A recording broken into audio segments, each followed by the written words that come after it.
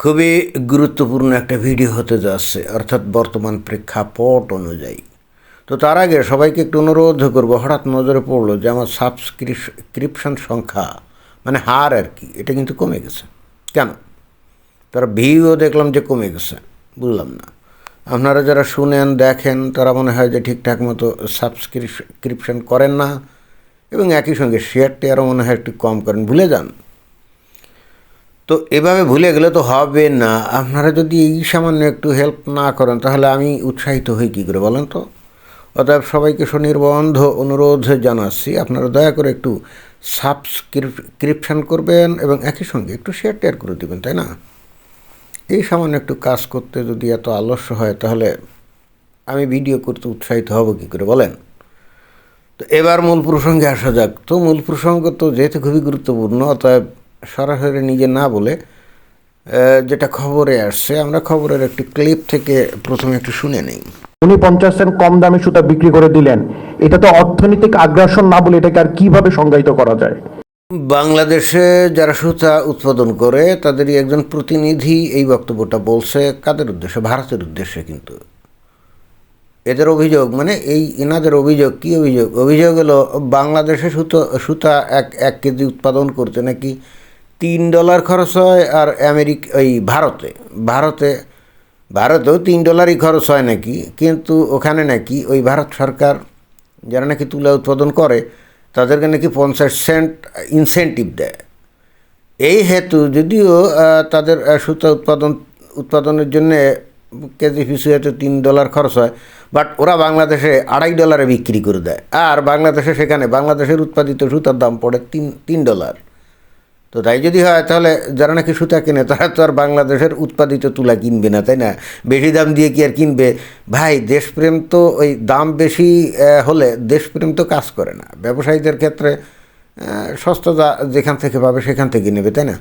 হলে হচ্ছে কি, ভারতের উৎপাদিত তুলা বাংলাদেশের মার্কেট সেয়ে গেছে, আর বাংলাদেশের যারা তুলা উৎপাদনকারী গোডাউন ভর্তি হয়ে যাচ্ছে তুলায়, সেগুলো অবিকৃত পড়ে থাকছে। এবং সেই বিষয়টাই কিন্তু এই ভদ্রলোক বললেন।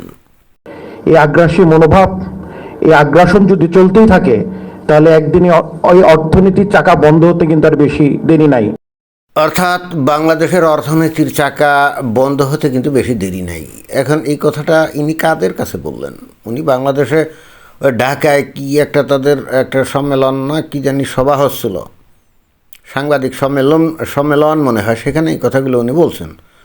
তো বাংলাদেশের অর্থনীতির চাকা বন্ধ হয়ে যাবে, তাহলে আপনি কি বলতে চাচ্ছেন যে ভারত অত্যন্ত কৌশল করে এই ঘটনাটা ঘটাচ্ছে? অর্থাৎ ভারত তাদের উৎপাদকদেরকে ইনসেন্টিভ দিয়ে বলছে যে তোমরা সস্তায় বাংলাদেশে সুতা পাঠাও, যাতে করে ওই বাংলাদেশের সুতা উৎপাদনকারীদের সুতা বিক্রি না হয় এবং তারা লসে পড়ে যায় এবং তাদের অর্থনীতি ধ্বংস হয়ে যায়। বিষয়টা কীরকম নাকি? আসলে বিষয়টা তাই, সেটাই কিন্তু উনি বললেন। তো ঠিক আছে, ভালো কথা, দেখি অন্য বক্তা কি বলেন। সাপোর্ট বা ভর্তুকি আমি বলছি না, আমাকে ভায়াবল করতে হলে আমাকে দেখতে হবে যে আমার কম্পিটিশনের সঙ্গে আমি এক সমান হতে হলে কি করতে হয়। তারা ঠিক আছে, কিন্তু সেই কাজটা কে করবে? বাংলাদেশের সরকার করবে, তাই না? তো এর জন্য তো ভারতকে দোষারোপ করে কোনো লাভ নাই। টেক্সটাইলের ব্যাকওয়ার্ড শিল্পের যেটি বাজার বাঁধে, যখন ব্যাকওয়ার্ড শিল্পে তারা সাকসেস হবে তারপরে তারা কিন্তু গার্মেন্ট শিল্পের দিকে হাত দিবে। ব্যবসায় হ্যাঁ, এই যে সুতা অথবা তুলা, এগুলোই হলো গার্মেন্টস পণ্যের ব্যাকওয়ার্ড শিল্প। তো ভারত যদি ব্যাকওয়ার্ড শিল্পটাকে একবার ক্যাপচার করে ফেলে, অতএব পরবর্তীতে তারা গার্মেন্টস শিল্পটাকেও ক্যাপচার করার চেষ্টা করতে পারে। হ্যাঁ, এটা তো স্বাভাবিক একটা ব্যাপার, তাই না? যে কোনো দেশই সেটাই করে। তো দেখি আর কি এখান থেকে বক্তব্য পাওয়া যায়। বলেন, এই খাতে ভারত নির্ভরশীলতা কমাতে হবে, নতুবা যে কোনো সময় আমদানি বন্ধ করে দিলে মুখ থুবড়ে পড়বে দেশের পোশাক খাত।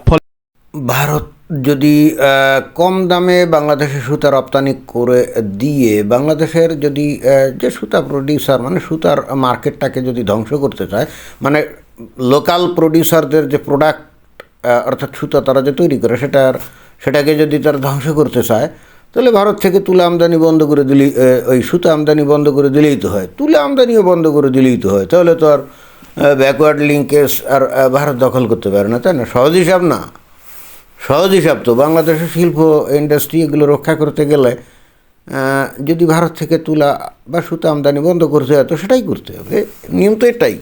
সভাপতি, আমরা তোমার বন্ধু রাষ্ট্র হতে হলে আমাদের সাথে বন্ধু সুলভ আচরণ করবে।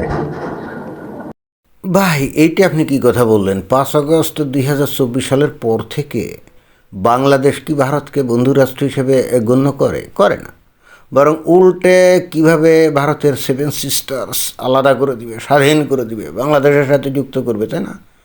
চোখে চোখ রেখে কথা বলবে, 7 সিস্টার্স আলাদা করে দিবে, চিকেন নেক দখল করবে, এই সমস্ত বক্তব্য বিবৃতি, এটা তো সরকারের সাপোর্টিং যে গ্রুপ আছে তাদের থেকে প্রতিনিয়ত এই গত 16-17 মাস ধরে হচ্ছে। অর্থাৎ বাংলাদেশ ভারতকে 1 নম্বর চিহ্নিত শত্রু হিসেবে গণ্য করছে। এবং নট অনলি দ্যাট, বাংলাদেশের এক শ্রেণীর লোকের থেকে যারা নাকি সরকারের সমর্থনকারী, তারা বলছে ভারতের সাথে কোনো সম্পর্ক নাই, ভারতের সাথে সম্পর্ক ছিন্ন করতে হবে। তো এখানে এসে আপনি বলছেন কি ভারত আপনার সাথে বন্ধুত্ব দেখাবে? কি উল্টাপাল্টা কথা বলেন আপনি!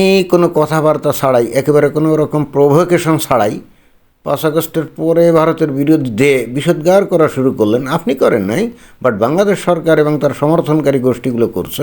তো সেখানে ভারত আপনাদের সাথে বন্ধুত্বপূর্ণ সম্পর্ক গড়ে তুলতে চাইবে, মানে ভারতের কি খেয়ে দেয়ে কাম আছে নাকি? মানে এমন ভারতের ঠেকাটা কি যে আপনার সাথে বন্ধুত্ব করবে? মানে আপনি তার সাথে শত্রুতা করতে চাইবেন আর সে এসে আপনার সাথে বন্ধুত্ব করবে? মানে কি অদ্ভুত চিন্তাভাবনা করে যে বাংলাদেশের মানুষগুলো, তাই না? আমি মাঝে মাঝে ভাবি এদের কাণ্ডজ্ঞান কি একেবারেই নাই? আরে আমি একজন মানুষের সাথে শত্রুতা করতেছি, তাই না? এখন সে লোক আমার সাথে কী কারণে বন্ধুত্ব করবে, এটা তো আমার মাথায় ঢোকে না। ভারতের পেটের মধ্যে ছোট্ট একটা দেশ বাংলাদেশ, এরা ওজন না বুঝে সারাক্ষণ ভারতের বিরুদ্ধে একেবারে জিহাদ করার জন্য উঠে পড়ে লাগছে।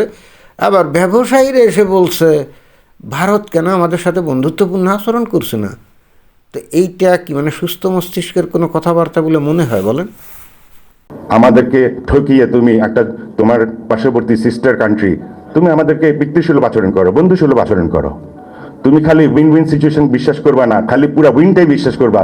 এই নেগোসিয়েশনগুলা আমরা মনে করতে ফেল করেছি। ভাইজান, আমি বুঝলাম না যে 5 আগস্টের পর থেকে আমরা বাংলাদেশের যে সরকার আছে বা রাজনৈতিক দল আছে কারো তরফ থেকেই ভারতের প্রতি কোনো বন্ধুসুলভ আচরণ আমরা দেখি নেই। এটাই সত্য কথা। বরং যে কেউ একটু ভারতের ব্যাপারে একটু নমনীয় মনোভাব দেখিয়েছে তাদেরকে আপনারাই কি বলছেন, তারা আওয়ামী লীগের দোসর, ফ্যাসিস্টদের দোসর বলে তাদের উপর হামলে পড়ছেন। অনেককে তো এই ধরনের কথাবার্তা বলার কারণে ওই যে সাংবাদিক যেগুলো আছে দেখলাম তাদেরকে ধরে ধরে নিয়ে জেল হাজতে ঢুকিয়েছে। এখন যখন ভারত, ঠিক আছে ভালো কথা, বাংলাদেশ যদি শত্রুতা চায়, ভারতও চিন্তা করছে চোখে বাংলাদেশ যদি শত্রুতা চায় তো তাদের সাথে শত্রুতামূলক আচরণ করাই হোক। আর এই শত্রুতামূলক আচরণ তো সর্বক্ষেত্রেই করে, তাই না? কূটনৈতিক ক্ষেত্রে, ব্যবসায়িক ক্ষেত্রে, অর্থনৈতিক ক্ষেত্রে, সব ক্ষেত্রেই তো, এবং জিওপলিটিক্যাল ক্ষেত্রেও। তো ভারত স্বাভাবিকভাবে হালকা টাইপের একটা শত্রুতামূলক আচরণ করছে, তাই না? ওই যে সুতার দাম কমিয়ে দিয়ে তারা ওপেন করে দিয়েছে এবং বাংলাদেশ সেই সুতা, স্বল্পমূল্যের সুতা বাংলাদেশে নিয়ে আসছে, যার ফলে বাংলাদেশের সুতার মানে যে উৎপাদন, মানে বাংলাদেশের উৎপাদিত সুতা এগুলো মার্কেটে কেউ কিনছে না। তো এটাও তো বাংলাদেশের, এই যে ভাই আপনারা যারা ব্যবসায়ী, এটাও তো আপনাদের দেশপ্রেমহীনতার লক্ষণ। আপনারা কেন কোন ঠেকায় পড়ে এই যে ভারতের আপনারা সস্তা সুতা কিনতে যান কেন? আপনারা বাংলাদেশের সুতা কিনে দেশের প্রেমের পরিচয় দেন, তাই না? আপনারা পায়ে পাড়া দিয়ে এতদিন ধরে এই যে ভারতের সাথে গণ্ডগোল গ্যাঞ্জাম করে তাদেরকে শত্রু হিসাবে চিহ্নিত করলেন, আর সে এসে আপনার সাথে বন্ধুত্বপূর্ণ আচরণ করে আপনাদের সাথে সমভাবে ব্যবসা করবে না, তা তো হয় না। বরং তারা ধৈর্য সহকারে আপনাদের উত্তেজনাপূর্ণ কথাবার্তা শুনে যাচ্ছে আর চিন্তা করছে এদের কী উত্তর দেওয়া যেতে পারে। তো হয়তো তারা চিন্তা করছে চোখে তাহলে এই ব্যবসা বাণিজ্যের ক্ষেত্রে একটা বাড়ি দেই, এবং সেটাই তো স্বাভাবিক। আপনি আমার সাথে শত্রুতা করবেন, আমার ক্ষতি করার চেষ্টা করবেন, আর আমি আপনাকে ব্যবসায়িক সুবিধা দেব এবং আপনার সাথে ভালো আচরণ করব, আপনার যাতে সুবিধা হয় সেই সুযোগগুলো আমি করে দেবো। কি আপনার কি আকাশ কুসুম কল্পনা করেন নাকি কোনো ইউটোপিয়ান সোসাইটিতে বাস করেন? আপনারাই তো এতদিন বলছেন ভারতের চোখে চোখ রেখে কথা বলবেন, 7 সিস্টার্স দখল করবেন, চিকেন নেক দখল করবেন, তাই না? তো যান দখল করেন, এখন তাদের সাথে আপনি বলছেন যে তারা আপনাদের সাথে বন্ধুত্বপূর্ণ আচরণ করবে, তাই না? তো যান আপনার সরকারকে গিয়ে বলেন যে সরকার এবং তার লোকজন যেহেতু ভারতের সাথে বৈরিতাপূর্ণ আচরণ করছে, এই হেতু বাংলাদেশের ব্যবসা বাণিজ্য ধ্বংসের জন্য ভারত কিন্তু নানা কৌশল ব্যবহার করছে। যান বলেন, দেখেন সরকার কি বলে। সে মুহূর্ত নেই, সে হেডম তো নেই, কি আছে? বা রাস্তায় নামেন আপনারা মিছিল করেন, মিটিং করেন, সে হেডম নেই, তাই না? মানে বিষয়টা কি আপনারা পায়ে পাড়া দিয়ে গ্যাঞ্জাম করবেন এবং যার সাথে গ্যাঞ্জাম করছেন তারপরে তাকে দোষী সাব্যস্ত করবেন, মানে ওই সেই মেন্টালিটি।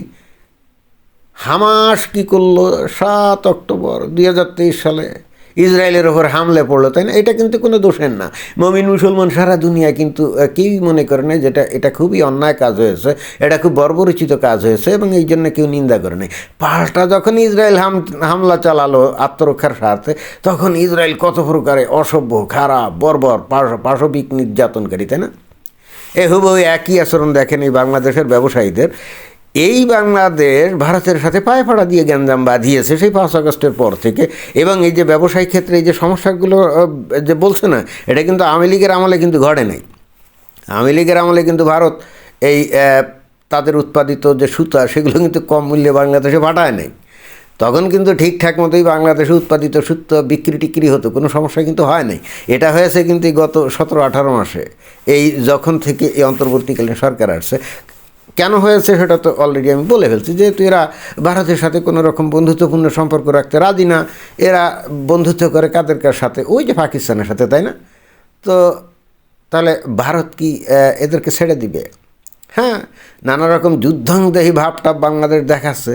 তো ভারত হয়তো ফিজিক্যালি মিলিটারিলি কোনো হয়তো রিটালিয়েট করলো না, বাট অন্তত ব্যবসায়িক ক্ষেত্রে, ট্রেডের ক্ষেত্রে কিছুটা রিটালিয়েট করলো, তাই না? হাতে না মেরে ভাতে মারা আর কি। তো এখন এইভাবে নাকি কান্না করে তো লাভ নেই। আপনারা সরকারকে বলেন পাকিস্তানের সাথে যোগাযোগ করতে, অথবা পাকিস্তানে যান, পাকিস্তানের সাথে যোগাযোগ করে তাদের বলেন, ভাই আমরা তো বিপদে পড়ে গেছি, আমাদের সুতা টুতা তো বিক্রি হচ্ছে না, দয়া করে তোমরা তাহলে আমাদের কিছু সুতা টুতা কেন। যান বলেন, দেখেন পাকিস্তান আপনাদের জন্য কী করে। এই হলো বাংলাদেশের মানুষ, বাঙালি জাতির এই হলো অবস্থা। এরা মানে কনসিকুয়েন্স কী হবে, মানে ফলাফল কী হবে, সেইগুলো চিন্তাভাবনা করে কোনো কাজ করে না। ওই যে আমরা বলি না যে ভাবিয়া করিও কাজ, করিয়া ভাবিও না। তো বাংলাদেশ কিন্তু করে ভাবা শুরু করছে এবং তার ফলাফল কিন্তু হাতে নাতে। এ তো খালি একটা সেক্টর, তাই না? ভারত আরও কত সেক্টর ধরতে পারে, বাকিগুলো ধরলে বাংলাদেশের কী অবস্থা হবে কে জানে। ধন্যবাদ।